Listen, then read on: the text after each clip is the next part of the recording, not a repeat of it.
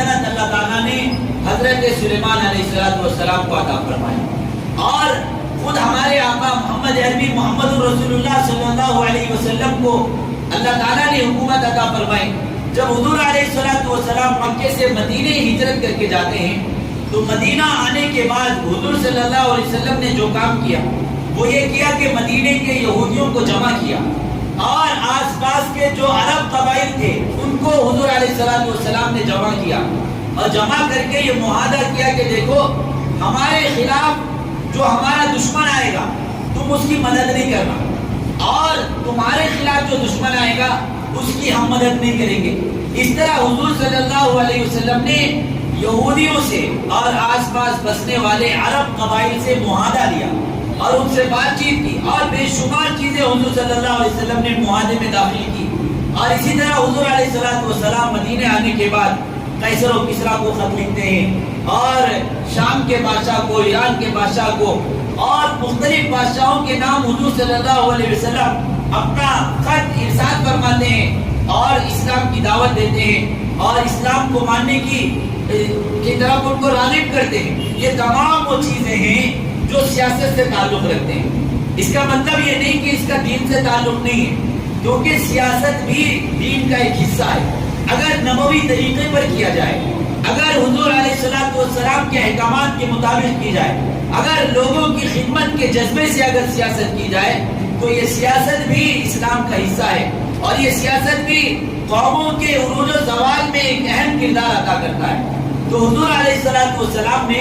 سیاست نہ صرف یہ کہ سیاست میں حصہ لیا، بلکہ حضور صلی اللہ علیہ وسلم عملی طور پر بھی اور قولی طور پر بھی مسلمانوں کو یہ آگاہ کیا۔ حضور نے فرمایا کہ جب تک تمہارے حکمران تم میں کے بہترین لوگ رہے اور تمہارے مالدار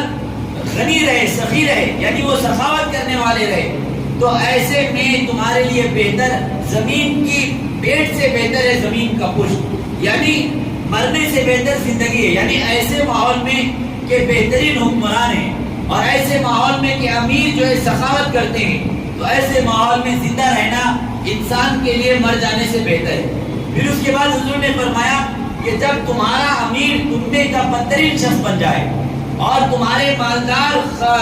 جو ہے سخی نہ ہو بلکہ کنجوس ہو جائے، تو ایسے میں زمین کی پیٹ اس کی پشت سے بہتر ہے۔ یعنی ایسے ماحول میں انسان کا مر جانا زندہ رہنے سے بہتر ہے کہ جس میں ایک جو ہے خبیث شخص، ایک غلیظ شخص، ایک بیکار شخص، ایک ظالم شخص ہمارا حکمران بن جائے اور وہ ہم پر حکومت کرے، تو حضور نے فرمایا کہ ایسے میں زمین کی پیٹ اس کی پشت سے زیادہ بہتر ہے۔ تو یہ تمام واقعات اور یہ تمام احادیث ہم کو اس بات کی طرف اشارہ دیتے ہیں کہ اسلام کے اندر سیاست کا بھی ایک اہم حصہ ہے۔